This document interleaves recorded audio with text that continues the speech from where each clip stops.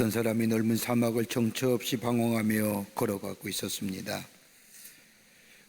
근데 가지고 있는 물은 다 떨어져 가는 것을 알고 마음속에 걱정과 불안이 생기기 시작을 합니다. 빨리 오아시스를 찾아야 할 터인데, 그러면서 걷고 있는데 사람의 발자국을 발견하고 이제 살았구나 생각을 합니다. 사람의 발자국만 따라가면 이제는 오아시스를 만날 수 있을 것이라고 하는 마음에 그 사람은 재촉해서 사람의 발자국을 따라갑니다. 하지만 아무리 따라가도 사람의 발자국은 끝이 없고 해는 점점 더 기울어져 가는 겁니다. 그제서야 그는 자기 발자국을 자기가 되밟으면서 맴돌고 있다는 사실을 깨닫고 깜짝 놀랐습니다. 저녁이 되어 저녁 노을은 지는데, 그러면서 문득 하늘을 쳐다보니 하늘에 북극성이 반짝인 것을 보았습니다. 자신이 자신의 발자국을 보면 이것이 갈증을 해결할 수 있는 길이라고 생각을 하고 걸어왔지만은 잘못된 것임을 깨닫고 그 하늘의 북극성을 바라보면서 제대로 자신의 삶의 방향을 찾아 바른 길로 가게 되었다는 겁니다. 언제까지 똑같은 길을 내가 내 발자국을 쫓아가며 거기에 길 있는 것처럼 한평생 살아간다면 이제는 생각을 바꾸고 하늘을 쳐다보아야 합니다. 하늘을 쳐다보는 새로운 계기를 만들어야만이 내 인생의 궤도가 바른 길을 걸어갈 수 있다는 겁니다. 사람을 살아가는 형태에는 두 가지 형태가 있다고 합니다. 하나는 감각적으로 살아가는 인생입니다. 먹는 것, 보는 것, 듣는 것, 만지는 것, 감각에 의존하며 사는 인생입니다. 이러한 인생의 목적은 다분히 물질이 중심이요, 더 나아가 물질이 행복인 사람들입니다. 이것을 가지고 인생의 성공과 실패를 가늠하고 심지어 사람의 인격까지도 이런 것들을 가지고 단정을 짓는 사람들입니다. 철저하게 물질 중심적 사고의 사람입니다. 이런 사람들은 현재만 바라봅니다. 현재 지향적인 삶을 살아갑니다. 그리고 자기의 지식이나 자기의 감성이나 자기의 이런 의지를 믿습니다. 여러분, 치매를 걸린 환자들을 조사해 봤더니 자신의 지식과 자신의 감정과 자신의 의지가 강한 사람들이 치매에 걸릴 확률이 더 높았다고 합니다. 그러나 그런 마음, 낙천적인 마음, 긍정적인 마음의 사람들, 다른 사람을 용납할 수 있는 사람들은 치매에 걸릴 확률이 적다는 겁니다. 두 번째는 또 하나 인생은 믿음으로 사는 인생입니다. 눈에 보이질 않아도 깊은 세계를 바라봅니다. 멀리 있는 세계를 믿습니다. 더 나아가 우리 앞에 있는 영원한 세계를 바라보며 삽니다. 히브리서 11장 1절의 말씀처럼 믿음은 바라는 것들의 실상이요 보이지 않는 것들의 증거라고 하는 말씀처럼 눈에 보이질 않지만은 그러나 우리의 삶 가운데 여러 가지 나타난 믿음의 증거들을 가지고 믿음 안에서 살아갑니다. 그리고 하나님의 은혜가 있음에 그 은혜 안에 감사하며 은혜 안에 감격하며 살아갑니다. 이것이 믿음으로 사는 인생입니다. 오늘 하박국 선지자는 구약 성서에서 널리 알려지지 않는 선지자 가운데 한 사람입니다. 다른 예언자와는 달리 독특한 개성을 소유한 이 선지자 하박국, 다른 예언자들은 크게 외치는 자들이었다면 이 하박국 선지자들은 외치지 아니하고 조용한 가운데 하나님의 말씀을 전했다 하여 침묵의 예언자라고도 말하는 사람이 이 하박국 선지자입니다.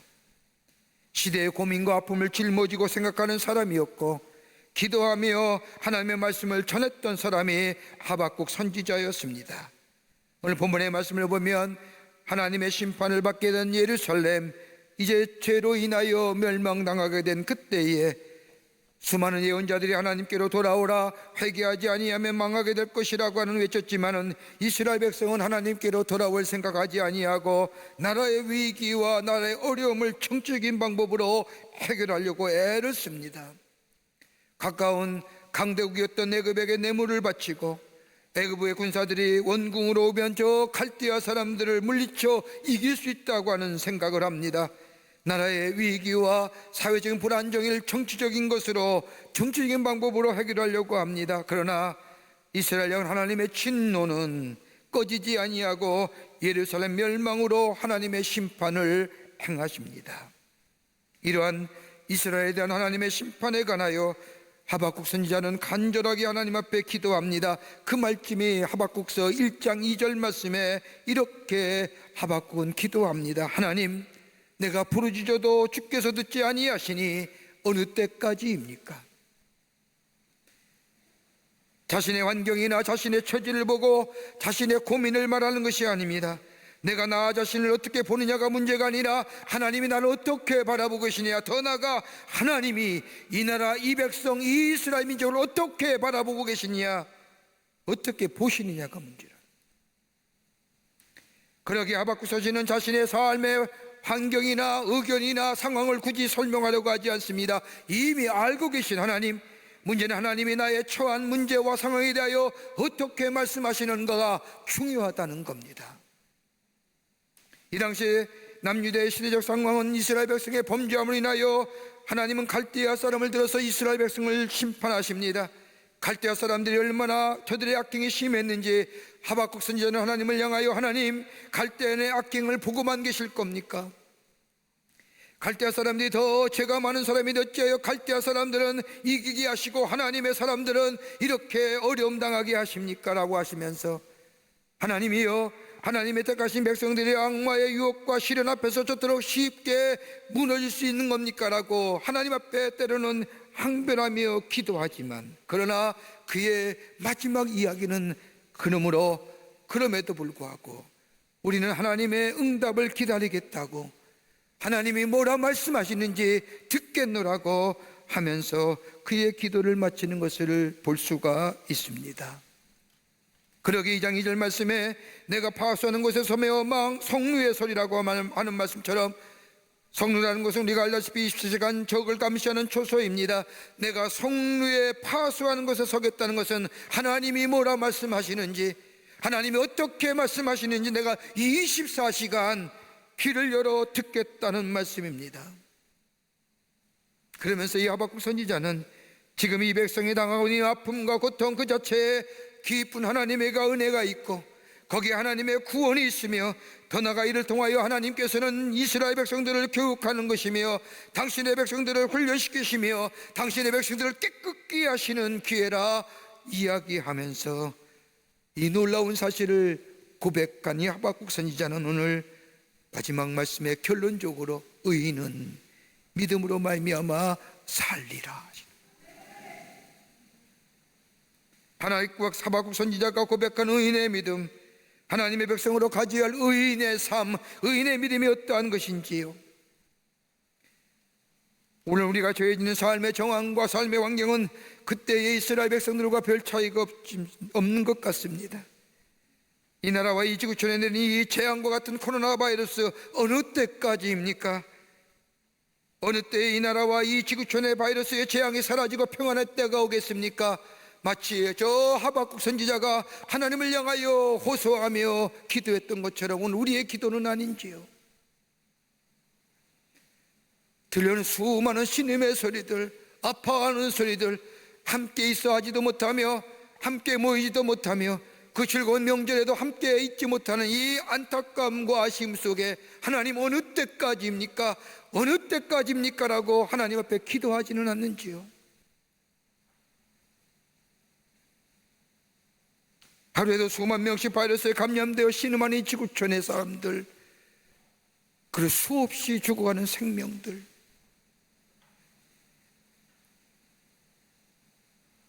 이러한 질문에 이런 하나님 앞에 엎드려 기도하는 우리들의 기도 속에 오늘 하박국 선지자는 우리에게 단 한 절의 말씀으로 우리에게 말씀하시는 의인은 믿음으로 말미암아 살리라.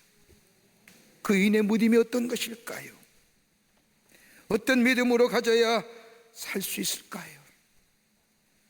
오늘 본문의 말씀은 우리에게 귀한 영적인 교훈과 도전의 말씀을 해주시고 계십니다. 함께 말씀을 나누며 은혜 받기를 원합니다. 첫째는 하나님의 의를 믿는 믿음입니다. 하나님의 의입니다. 본문 4절과 8절의 말씀을 읽어보면 이스라엘 백성의 죄악성이 나옵니다. 하박국 선지자가 지적한 것이 아니라 하나님이 이스라엘 백성에게 말씀하시는 이스라엘 백성의 죄악상입니다. 어떤 죄악이냐? 교만함과 부정직함입니다. 5절의 말씀에 보면 욕심이 많고 만족을 모르는 죄입니다. 6절에 와서는 있는 자가 없는 자를 괴롭히는 죄입니다. 가진 자의 횡포입니다. 권력 가진 자의 횡포요, 물질 가진 자의 횡포요, 더 나아가 8절에 와서는 다른 사람의 물건을 노략질하는 죄입니다. 이런 죄악성을 배부른 이스라엘 백성, 하나님의 심판을 받을 수밖에 없는 이스라엘 백성, 이런 때임에도 불구하고 하박국 선지자는 오늘 우리에게 말씀하시는 것이 뭐냐? 의인은 믿음으로 말미암아 살라고 말씀하고 있습니다. 여러분, 의인이 누구일까요? 행실이 바른 사람이 의인이 아닙니다. 성자의 개념도 아닙니다. 도덕적으로 윤리적으로 바르다고 해서 의인이라 말하는 것이 아닙니다. 성경에서 말하는 의인은 하나님과의 바른 관계를 맺은 사람들, 로마서 1장 17절에 바울이 고백한 것처럼 복음은 모든 믿는 자에게 주시는 하나님의 능력이라고 말씀하면서 복음에는 하나님의 의의가 나타나서 믿음으로 믿음에 이르게 하나니 기록된 바 오직 의인은 믿음으로 말미암아 살리라고 하는 말씀처럼 하나님을 믿는 믿음, 이 복음의 역사, 이 복음을 받아들일 때에, 예수가 나의 구원의 주임을 고백하게 될 때에, 하나님이 나의 하나님 되신다는 이 고백이 있게 될 때에 비로소 하나님의 의의가 덧입혀져 우리를 향하여 의롭다, 의인이라 여기신다는 겁니다. 이게 의인입니다. 그러게 예수를 그리스도를 믿는 믿음이 있다는 것은 하나님과의 바른 관계가 있음을 말하는 것이요, 바로 이것이 우리에게 주어지는 하나님의 백성 의인이라는 겁니다. 하나님의 바른 관계, 율법이나 그 어떤 다른 법에 의해서 이루어지는 것이 아니라 하나님께서 모든 환경과 모든 역경과 불가능한 모든 조건 하에서도 하나님을 믿는 믿음에 대한 이 신실함, 이것을 믿는 믿음, 이런 자를 가리켜서 의인이라 얘기하는 겁니다. 그러기에 의인은 하나님의 신실함을 믿는 겁니다. 인간은 신실하지 못하나 하나님은 신실하십니다라고 고백하는 사람입니다. 이 하나님의 신실하심은 다름이 아니라 하나님의 의의라는 겁니다. 이 의의는 정의와 공의의 개념이 아니라 하나님의 의의란 하나님의 신실하심, 죄로 인하여 멸망받아 마땅하지만 그래도 버리지 아니하시고 사랑하시는 하나님의 이 신실하심이 바로 하나님의 righteousness, 의로운 거예요. 여러분, 이스라엘 신앙의 모태가 되는, 기독교 신앙의 모태가 된 것은 다름이 아니라 하나님의 신실하심을 믿는 믿음이었습니다. 애굽의 고통 속에서도, 저 광야의 40년의 광야 생활에서도, 아수르의 바벨론의 포로 생활 가운데서도 격동과 고통을 겪으면서도 저들은 하나님의 신실하심을 의심하지 않았습니다. 그 신실하심이, 그 하나님의 의의가 이 기독교 신앙의 모태가 되었던 것을 보게 됩니다. 여러분, 야곱이 하나님의 축복의 조상이 될 수 있던 것이 무엇입니까? 다른 것이 아니라 로마서 9장 13절의 말씀을 보면 내가 야곱을 사랑하고 에서를 미워하셨다 함과 같으라고 말씀하시면서 야곱을 하나님께서 왜 사랑하셨습니까? 여러분, 성경 말씀을 가만히 보세요. 야곱처럼 얄미운 사람이 어디 있습니까? 어떻게 보면 모사꾼이요, 더 나아가 사기꾼이요, 자기가 원하는 것을 이루기 위해서는 그 어떤 수단과 방법을 아끼지 않았던 사람이 야곱입니다. 그 대표적인 장자의 축복권을 빼앗은 것, 어떻게 빼앗았습니까? 형과 아버지를 속여가지면서 장자의 축복을 가로챘습니다. 더 나아가 삼촌의 집에서 무려 21년 동안 있으면서 삼촌을 속이며 엄청난 부를 축적했습니다. 그런데 성경은 하나님께서는 야곱을 사랑하신다고 말씀하십니다. 왜요? 이유는 단 하나입니다. 하나님의 신실하심을 야곱은 믿었다는 겁니다. 하박국 선지자도 오늘 말씀합니다. 하나님의 신실하심을 믿어야 된다고, 하나님의 의를 믿어야 된다고. 하나님의 택한 이스라엘 백성, 하나님을 범죄하고 떠나갔지만 그로 인하여 하나님의 심판을 받지만 그래도 하나님의 신실하심, 하나님을 택한 이스라엘 백성을 향한 사랑하심을 믿었기에, 그 사랑에 근거하여 회복하심을 믿기에 이것을 기다린다는 겁니다. 이것이 바로 하박국 선지자가 얘기하는 의인의 믿음입니다. 그럼에도 불구하고, 실패했음에도 불구하고, 죄를 지었음에도 불구하고, 절망과 좌절 가운데 있음에도 불구하고 하나님의 신실하심을 믿는 믿음, 하나님의 의를 믿는 믿음의 사람에게는 하나님은 구원과 더불어 회복의 은총을 허락하신다고, 바로 이것이 의인의 믿음이요 이 안에 회복의 역사가 있음을 하박국 선지자는 우리에게 말씀하고 계십니다. 어떤 왕이 어머니를 지극히 사랑해서 효자라는 소문이 자자했습니다. 동시에 이 왕은 의를 소중히 여기던 왕이었습니다. 그래서 백성을 바르게 다스리기 위해서는 이러이러한 죄를 짓는 자에게는 태형을 내리겠다고 하면서 법을 어긴 사람은 기둥에 묶고 옷을 다 벗긴 다음에 채찍으로 40대를 때려서 돌려보냈습니다. 이러하던 왕은 의를 실천하고 있었습니다. 그러던 어느 날 하필이면 왕의 어머니가 죄를 지었습니다. 이 소문이 퍼지자 백성들은 이야기합니다. 과연 효자인 왕이 자기 어머니를 때릴 수 있을까? 아니야, 왕은 의로운 사람이니 분명히 때릴 거야. 어머니를 태용으로 다쓸 것이야 라고 여기저기서 의견이 분분하게 일어납니다. 그런 때에 왕은 어머니를 체포합니다. 그리고 옷을 벗기라고 명합니다. 깜짝 놀랐습니다. 근데 이것이 웬일입니까? 어머니 옷을 벗기는 안 되며 왕이 스스로 자신의 옷을 벗은 후에 어머니를 와락 끼얹는 겁니다. 그리고 나서 관원에게 얘기합니다. 이제 쳐라. 관원이 머뭇머뭇하자 다시 관원을 향하여 소리칩니다. 이제 나를 쳐라라고 명하자 관원은 하는 수 없이 왕의 등에 피가 나도록 40번의 채찍을 내칩니다. 이 모습을 본 사람들이 모두가 숙연해졌습니다.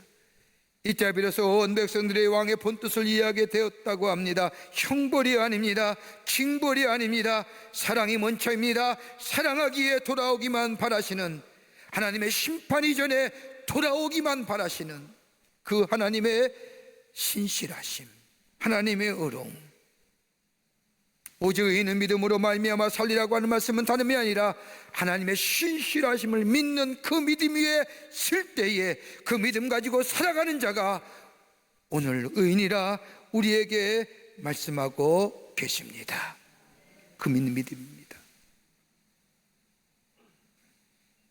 두 번째는 인내하며 기다리는 믿음입니다. 오늘 본문 3절의 말씀을 보면 하박국 선지자는 이렇게 고백합니다. 비록 더딜지라도 기다리라. 지체되지 않고 정령 응하리라. 하나님의 신실하심을 기다린다는 겁니다. 그 신실하심이 기다릴 때에 지체되지 않고 정령 응하게 된다는 겁니다. 여러분, 믿음으로 산다는 게 무엇일까요? 하나님 믿는 믿음 안에 사는 것을 얘기하지 않습니까? 믿음의 내용이 뭘까요? 하나님의 약속의 말씀이 우리 가운데 성취되는 겁니다. 그 성취됨을 기다리는 겁니다. 기다릴 수 있다는 것은 소망이 있다는 거기에, 소망이 있기에 기다릴 수 있는 겁니다. 믿음이 있기에 소망이 있고, 소망이 있기에 기다릴 수 있는 것, 이것이 바로 믿음의 모습입니다. 그러기에 성숙한 신앙의 절정은 기다림입니다. 야고보서 1장 3절과 4절의 말씀을 보면 이는 너의 믿음의 시련이 인내를 만들어내는 줄 알미라. 인내를 온전히 이루라. 이는 너희로 온전하고 구비하여 조금도 부족함이 없게 하려 함이란 말씀처럼 기다리며 참고 인내하며 하나님의 약속의 말씀이 우리 가운데 성취되기를 소망 가운데 기다리는 것이 바로 믿음의 모습이라는 겁니다. 여러분, 고린도 13장 사랑장에서 바울이 말했던 사랑에 가장 정의하면서 가장 강조하는 게 뭘까요? 사랑은 뭐요? 오래 참는 거예요. 여러분, 창세기 29장 20절 말씀을 보면 야곱에 관하여 이야기하기를 야곱은 라헬을 위하여 7년 동안 라반을 위하여 봉사하였으나 그를 연애하는 까닭에 7년을 9일같이 여겼더라 라고 말합니다. 야곱이 가졌던 라헬에 대한 사랑, 평탄한 것은 아니었지요. 수많은 시련을 겪으면서 삼촌 라반의 속임을 당하면서도 기다렸지요. 인내했어요. 기다림을 통해서 라헬에 대한 야곱의 사랑은 기포만 같습니다. 자신의 사랑을 의심하지 않았습니다. 라헬을 사랑했기에 내가 기다릴 수 있다고 믿었습니다. 하박국 선지자도 그겁니다. 하나님의 사랑을 의심하지 않았습니다. 하나님의 신실하심을 의심하지 않았습니다. 언젠가는 하나님의 사랑 안에 담겨진 이 신실하심이 비록 이스라엘 백성은 하나님을 떠나갔지만은 돌아올 때에, 회개하여 하나님의 품 안에 돌아올 때에 하나님은 구원하시고 회복시킬 것이라고 하는 하나님의 사랑, 그 사랑에 담겨진 신실하심을 의심하지 않았다는 겁니다. 이 나라의 백성이 사는 길이 뭘까요? 하나님께로 돌아오는 거예요. 돌아오기만 하면 회복시키시고 치유시키시는 그 하나님의 신실하심, 그 안에 담겨진 하나님의 사랑, 이 땅을 회복케 하시고 이 땅을 새롭게 하시고 온전케 하시고, 그러기 위해서는 먼저 우리 믿는 우리가 먼저 하나님의 사람들이 하나님께로 온전하게 돌아오는 결단이 있어져야 됩니다.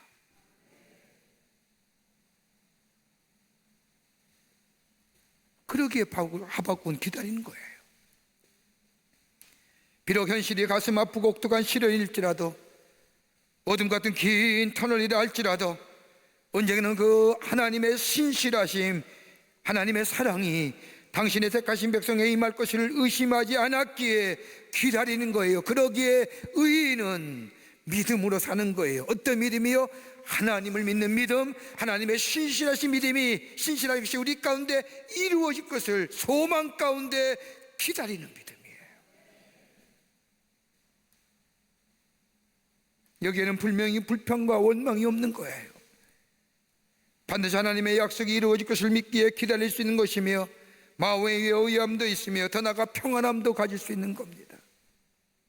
저 풍랑이 있는 저 배 위에도 예수님이 저 고물 속에 주무셨던 것처럼, 저 로마로 가는 저 배 위에서도 저 바울의 마음에 평안함이 있었던 것처럼, 하나님의 신실하심, 하나님의 사랑이심, 우리를 회복시키시고 우리를 온전케 하실 것 같다.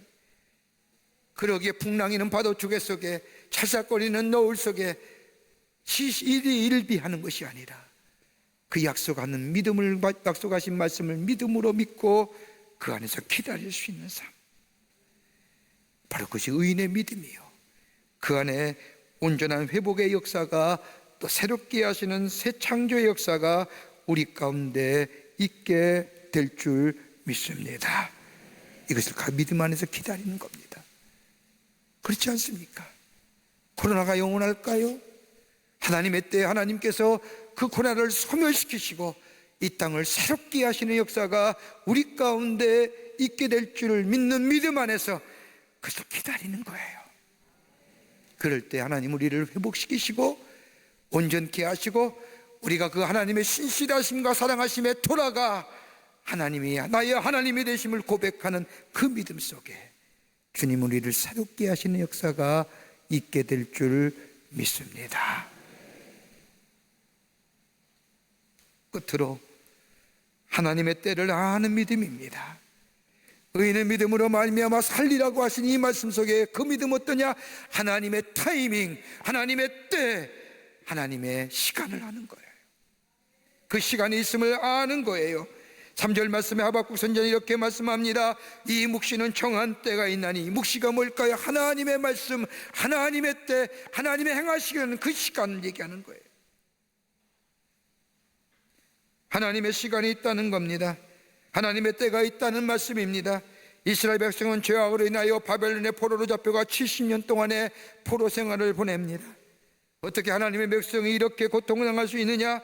한 번도 아니고 두 번씩이나 연속하여 애굽에 이어 바벨론의 포로 잡혀가 하나님의 백성으로서의 굴욕과 수치의 삶을 살아야 하느냐 질문도 있고 원망과 불평도 할 만하지만은, 하박국 선지자는 하나님의 정한 때에 하나님의 구원의 역사가 일어날 것이라고 믿었습니다. 저 예기치 않은 때에, 저 긴 세월 동안 430년 동안 도무지 이스라엘 민족의 해방의 역사는 일어나지 않을 것이라고 했던 그때에 하나님은 모세를 통하여 구원의 역사를 일으킨 것처럼, 하나님의 시간대 하나님은 하나님의 구속의 역사를, 하나님의 공의와 하나님의 지혜와 하나님의 정의를 나타내 보이실 것이라고 하는 그 믿음을 가지고 이 하박국 선지자는 겸손하게 기다릴 줄 아는 자. 이게 뭐예요? 의인의 믿음이에요.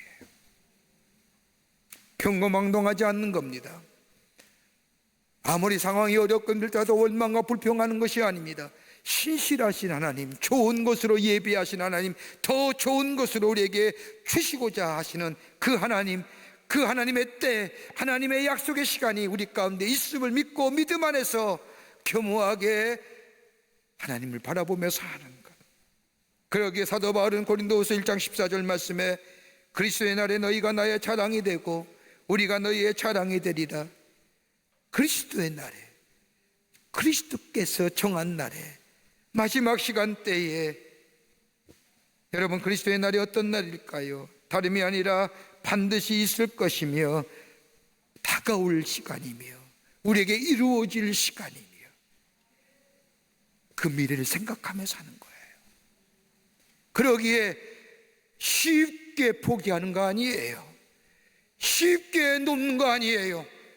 하나님의 약속하신 그 날을 바라보며 그 날이 내게 올 것을 기대하며 내 지금의 삶 속에 최선의 삶, 아무리 내 주변에 파도가 치고 노을이 지고 풍랑이 일더라도 내 맡은 자리에서 순수하게 그 자리를 지키며 내 삶의 최선의 삶을 경주하는 인생, 이것이 바로 종말론적인 삶이요, 이것이 미래를 바라보는 인생이요, 이것이 그리스도인의 삶이라는 거예요. 그날을 생각하며 사는 겁니다. 그 미래에 의해서 오늘 살아가는 겁니다. 이런 믿음을 가지고 사는 사람은 다른 사람이 보지 못하는 것을 보고, 다른 사람이 듣지 못하는 것을 듣고, 다른 사람을 깨닫지 못한 것을 깨닫고 사는 인생. 여러분 사도행전 16장 16절 이하의 말씀을 보면 바울과 실라가 복음을 전하다가 빌립보에서 옥에 갇힙니다.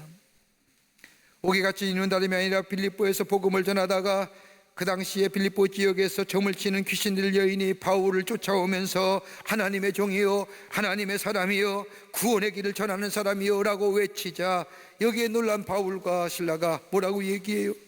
그 여인이 향하여 더러운 귀신아 나오라라고 명하자 그 여인에서 귀신이 나와요. 정신이 온전게 된 거예요. 근데 알고 보니 이 여인은 주인에 의해서 고용된 점치는 여인입니다. 주인은 이 여인의 점치는 것으로 수입원을 삼아 살아가고 있는 사람, 바울이 그 여인을 고쳐주자 성안을 소란케 하고 이상한 풍속을 전한다는 거짓으로 관원에게 보고하여 옥중에 갇히게 합니다. 매를 맞고 착고에 채워서 옥에 갇히게 되지요. 옥중에 갇힌 바울과 실라, 죽일 지경에 매를 맞고서도 그 옥중에서 찬송을 부릅니다. 그 신비한 기쁨, 누구도 알 수 없는 그 신비한 기쁨에 바울과 실라 입에서 찬송이 터져 나옵니다. 여러분 누가 알 수 있을까요? 아무도 몰라요. 아마 그 안에 있는 사람도 얘기했을 거예요. 정신 나간 사람이라고. 근데 그들만이 가지고 있는 기쁨, 하나님의 약속을 기다리는 거예요. 아마 저는 이 말씀을 묵상하면서 제 마음속에 그런 것이, 왜 바울과 실라가 그렇게 찬송 불렀을까? 그렇게 매를 맞고도 착고에 채고도 찬송을 불렀던 이유가 어디 있을까? 제 마음속에 들려오는 하나의 귀한 깨달음은 다름이 아니라 바울 같은 자, 하나님을 핍박하고 예수 믿는 자를 잡으려 다녔던 그런 자가 예수 만나고 부활의 주님을 만나고 새롭게 받아내어 하나님 나라의 복음을 전하다가 이제 순교자의 반열에 드니, 여러분 복음을 위하여 죽는다는 게 얼마나 영광스러워. 아마 그 생각 안 했을까요? 그냥 죽는 거 아니라 하나님 나라의 복음을 전하다가 이렇게 죽게 되니 이것 또한 영광이요, 순교자의 반열되니 그 입에서 하나님을 향하여 감사와 찬송이 터져 나온 거 아닐까?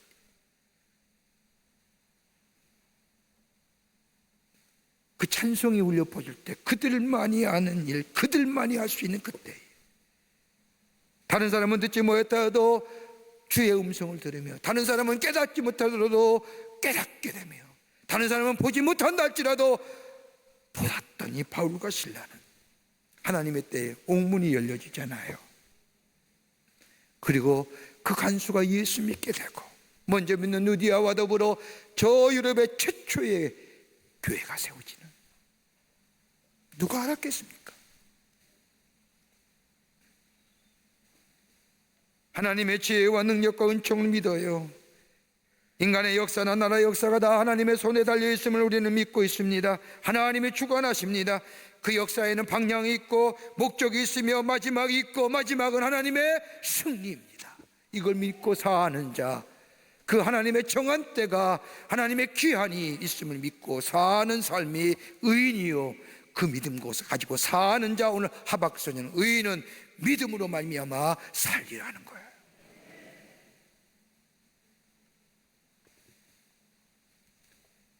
아메리칸 인디안 추장이 어느 날 한가한 시간에 자신들의 손자와 손녀들과 재미난 이야기를 하고 있는데, 가만히 살펴보니 손자와 손녀들의 마음속에 고민과 갈등이 있는 것 같아요.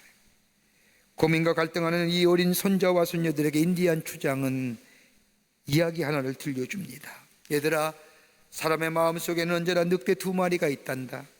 한 마리 늑대는 아주 악하고 고약한 늑대로서 화도 잘 내고 질투하고 시기하며 거만하고 거짓말 잘하고 교만한 늑대이고, 다른 한 늑대는 기뻐하고 평안하고 사랑하고 소망을 주고 인내하며 매우 겸손하고 복스러운 늑대였단다. 그런데 이 두 마리 늑대가 항상 마음속에서 싸운단다. 두 마리 늑대가 항상 마음속에서 싸운다는 이야기를 들은 이 손자 손녀들이, 맞아요 할아버지, 내 마음에도 늑대가 두 마리나 있어요. 그렇지, 할아버지가 대답하자 옆에 있던 한 손자가 이야기합니다. 그런데 할아버지, 어느 늑대가 이겨요? 어느 늑대가 이기나요? 두 마리가 싸워 어느 놈이 이겼나요? 라고 재차 재촉하듯이 묻자 이 늙은 인디안 추장이 빙그레 웃으면서 이렇게 대답합니다. 내가 먹이를 주는 놈이 이기지. 여러분, 어느 늑대에게 먹이를 주십니까?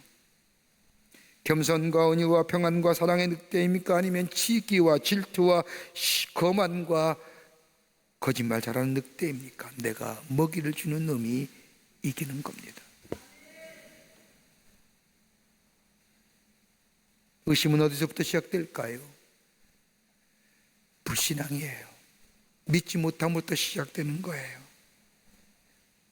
우리의 불신앙은 아닌지요? 하나님의 약속을 믿지 못할 때 의심이 생기고 여기에 불평이 가해지며 더 나아가 하나님을 잊어버리는 결과가 가져오게 되는 것처럼, 혹 이 삶의 어려움과 삶의 정황과 소망 없음이, 힘듦이 혹시 우리의 불신앙의 자리에 앉게 하지는 않는지요?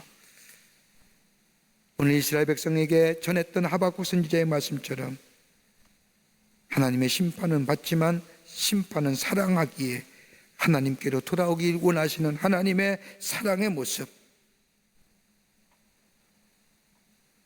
의인은, 하나님 믿는 믿음의 사람은 믿음으로 산다고 하는 말씀처럼 그 하나님의 신실하심을 붙잡고 하나님의 정한 때가 있음을 붙잡고 하나님 돌아오기만 하면 우리를 회복시키시고 우리를 온전케 하시는 그 하나님의 놀라운 사랑을 인내하며 기다리며 참고 견디어내는 우리의 믿음이 될 때에 우리 주님은 정한 때 회복시키시고 온전케 하시고 새로운 재창조의 역사가 우리 가운데 나타나게 될 줄 믿습니다.